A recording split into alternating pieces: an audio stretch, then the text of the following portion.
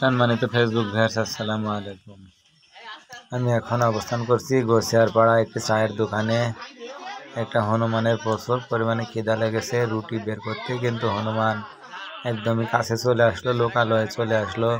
চায়ের দোকান এটি একটি গোসিয়ারপাড়ার মোড়ে চায়ের দোকান। এই দোকানের ওপরেই কিন্তু বসেছিল হনুমানটি। রুটি দেখানো মাত্রই সে কিন্তু রুটিটা নিয়ে চলে গেল। আবারও একটা রুটির অংশ ধরে আছে। দেখা যাক আমাদের সালাম ভাই সে রুটি খাবে বলে বসে আছে, ও আর খেতে চাচ্ছে না, কারণ মনে হচ্ছে যেন গলায় বেঁধে গেছে। শুকনা রুটিও হয়তো কলা খেত, কিন্তু কলা এখানে নেই এখন বর্তমানে।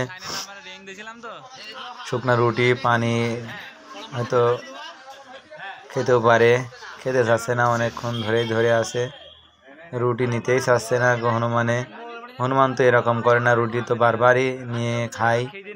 হ্যাঁ, একটা রুটি তো একবারে নিয়ে নেয়, কিন্তু সে তো নিতেই চাচ্ছে না, বসে আছে। দেখা যাক কি করে, আর খায় কিনা সে অপেক্ষায় আমরা আছি। হ্যাঁ, এবার ও লোভ লেগেছে, ও খাবে। না আমার কারণ হলো এখানে একটা কুত্তা ছিল, এই কুত্তাকে দেখে ও প্রচুর পরিমাণ ভয় পাচ্ছে, এই কারণে কিন্তু নামতে চাচ্ছিল না। বিষয়টা এবার বোঝা গেল।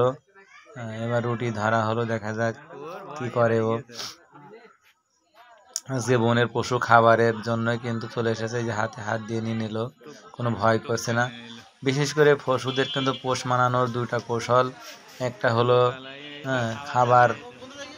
খাবার দেওয়া, এবং খাবার যে দেয় তার কিন্তু সে একটা ভক্তে পরিণত হয়ে যায়। বিশেষ করে আরেকটা জিনিস হলো, কেউ যদি তাকে শাসন করে, তাহলে শাসন করলে কিন্তু সে কথা শুনতে বাধ্য হয়, বা সে কিছুই করতে পারে না, সেই ক্ষেত্রে কিন্তু সে কথা শুনতে বাধ্য হয়। এই দুইটা বিষয়ের ওপর নির্ভর করে কিন্তু পোষ মানে। পশুকে যে খাবার দিয়ে সবচেয়ে বেশি পোষ মানানো যায়, আর একটা হিংস্র পশু যেগুলো আছে সেগুলো কিন্তু পোহার বা মায়ের বিভিন্ন কিছু দিয়ে তাদেরকে শাসন করা হয়। প্রথমত কোনো কিছুই যদি আয়ত্তে আনতে হয়, তাকে প্রচুর পরিমাণে খিদাতে রাখতে হয়। যখনও খিদাতে রাখা হয়, তখনই যখন তার সামনে খাবার দেওয়া হয় এবং সে বুঝতে পারে যে মালিক আমাকে খাবার না দিলে আমি খাবার খেতে পাবো না, সেই কারণে কিন্তু সে মালিকের ভক্ত হয়ে যায়। এরকমভাবে কিন্তু প্রত্যেকটা জিনিস আমাদের কাছে পোষ মানে, আমরা যে পোষা জিনিসগুলো পুষি।